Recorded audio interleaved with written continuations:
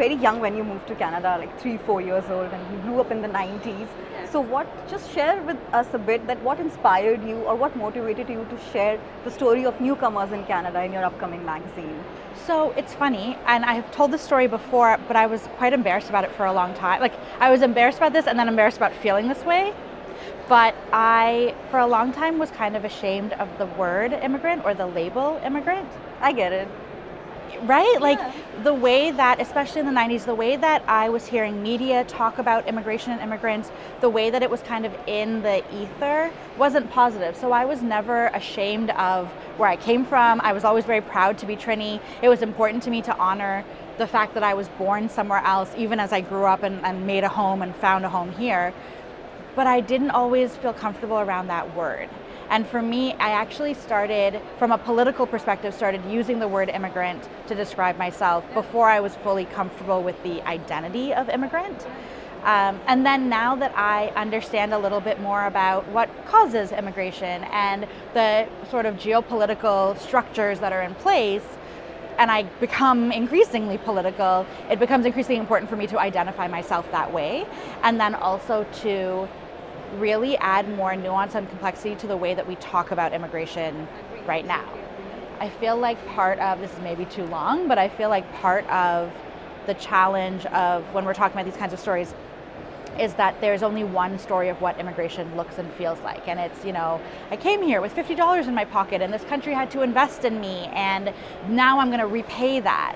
And that is it's not dissimilar to my own family's story, for sure, but that's not the only story. And it, I think, implements some power dynamics that I don't love. And so for me, the goal of this magazine is really to blow up that idea, like literally make it wider. Let's talk about all these different forms and ideas around immigration and immigrants and what that means, and really widen the scope of what we say when we say that someone is an immigrant. Yeah, and that was my next question actually, but there are multiple connotations to the word like third culture individuals or immigrants.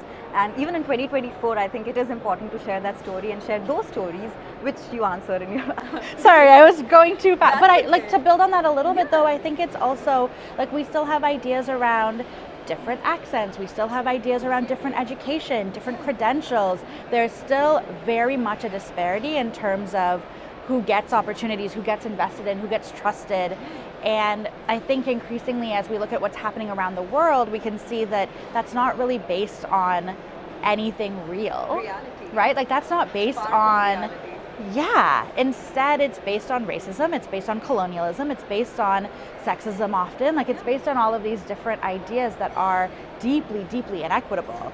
And so I think we have a responsibility, I don't have just like a personal investment in widening the scope, I think I have a responsibility as someone who has been given this position to be more equitable in the way that we speak about many different communities. Of course, for sure. And I mean, you were obsessed with pop culture growing up. Yes. And I continued.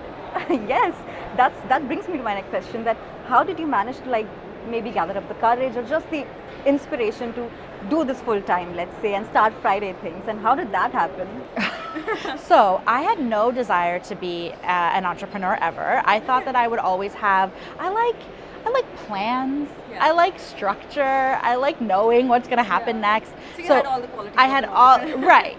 So it was working out very well for me. So I thought I would work in media and specifically in magazines, and I would like build up my career and get promoted and always have a full-time job.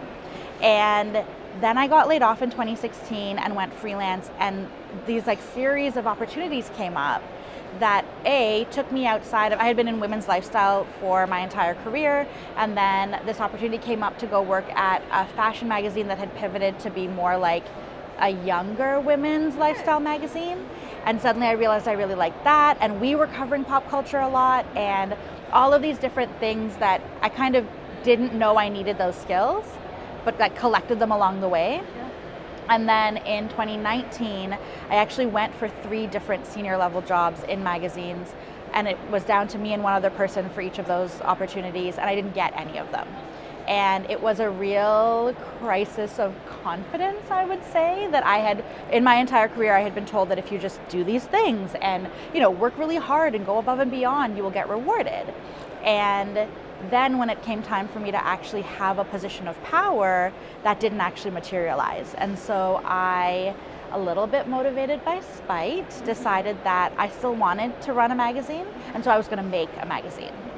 But I didn't have the money to make a print magazine, obviously, so I started Friday Things out of that, where I had seen that I had the skills, I had seen that there was interest in this type of content that looks at the political side of pop culture, and I was so annoyed that someone wouldn't give me this opportunity, so I built it myself. And then hilariously now I'm still doing that, but I also have this opportunity to be the editor-in-chief of a magazine in a different way. It's really wild. It's wild how it all works out. That's amazing. Kudos to you. And it's such a saturated market, pop culture. If you have it everywhere, even when you don't want it, it's still there, in your faces. It's everywhere, yeah. I remember I was trying to tell my ex-boss the entire debacle of Hailey Bieber and Selena Gomez, and he's like, I don't want to know it because I already know it. Well, that's the thing. But the thing about Friday Things, and the thing that I found where there was a bit of a gap in the market, is that everyone's talking about pop culture, but it's still kind of superficial. It's still what happened.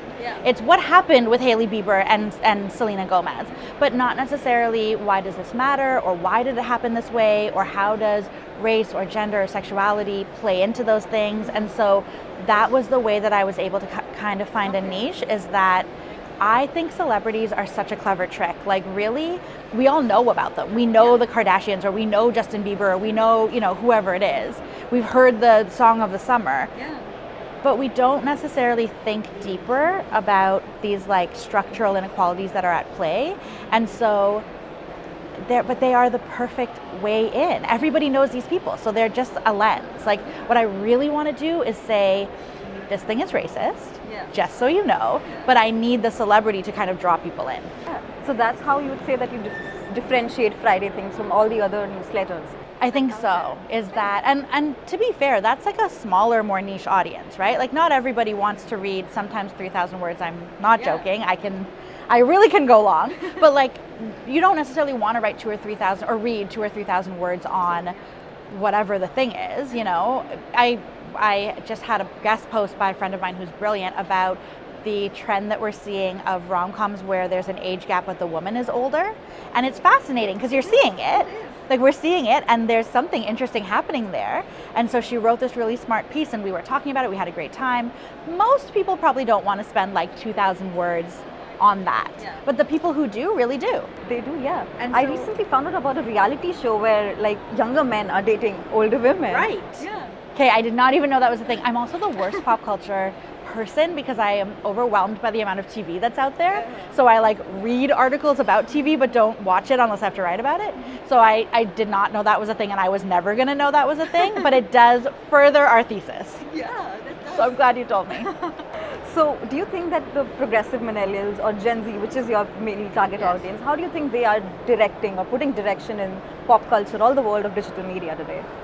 I think that in general, even beyond the realm of pop culture, beyond the realm of digital media, progressive, and even actually if we take out politics, millennials and Gen Z are making increasing numbers of financial decisions, right? So in terms of an audience, we are increasingly seeing, there's all of this data that says that women make most of the financial decisions for their families across different generations. But there's also lots of data that says that millennials and Gen Z are becoming increasingly powerful as an economic force. And specifically for Gen Z, they are most interested in supporting companies or shopping from companies that mirror their values. So that is true when we're talking about clothing or grocery stores, but it's also true of media habits. And I think that to me was that data is really helpful because it kind of upholds or helps emphasize why I'm doing the right thing and focusing the way I am. That everybody is not my audience, but the people who are my audience, there's a reason for that. Yeah, and you think that's the reason why more and more brands and businesses are going sustainable and are focusing on more ethically focused and holistically approaching businesses? I think we could write several thousand words or talk for hours about what people say versus what they do, because certainly Shein is not suffering in terms of market share, or Temu or whatever. So it's not to say that those younger generations aren't making decisions that are maybe at odds with their stated values. Absolutely they are. Many people are. But I think it would still be a mistake to kind of ignore what they say they want. And that is why companies are working so hard to say they're doing those things. I think the disconnect is anyone actually doing those things? Yeah. That's where I think the journalism comes in. That's where we ask those questions and think a little bit deeper and critique the idea. That's amazing. Lastly, what advice do you have for somebody who wants to tap into the journalism market, particularly in the pop culture sector, and who's just like you and I, very intrigued about it, loves to spend time on their phone, and how do they go about it today? Like, what are the skills they need today when it's so saturated? I mean, I think the most important thing is a perspective. So the finding out what happened, you can find out what happened from everybody. You can find out what happened from TikTok and from reputable news sources and whatever. So I think having a perspective on what happened, having insight and analysis is probably the best way to differentiate yourself. I would just say you also need to pair that with like a sense of responsibility. And so this is obviously biased because I am a journalist by training, but I think just having a perspective but without having some like firm ideas around accuracy and responsibility, like that to me is less interesting and exciting. Like what I really like is when I see people that have those great perspectives and insights, but they're grounded in fact, because we also have a responsibility in this time of like rising disillusionment with media and institutions. We also have this responsibility to like do this work in a good, ethical way. So I think those are the two things. And then in terms of actual practical skills, the barrier to entry is very low. It's like you can find a newsletter platform, you can find a podcast platform very easily. The equipment is not very expensive. But that almost feeds into the first point where because it's so easy, anybody can start anything. And in Canada, reputable news organizations are banned from Instagram. So there's also a bit of a hole there. So if you're going to do it, my advice would be just for like the good of the world to do it responsibly. Yeah, thank you so much. It was amazing talking to you. Thank you for having me. Of course. Thank you for watching the Edge of Leaders show. Stay tuned for more episodes, and if you know someone who's a good fit for our show, then please feel free to reach out to us.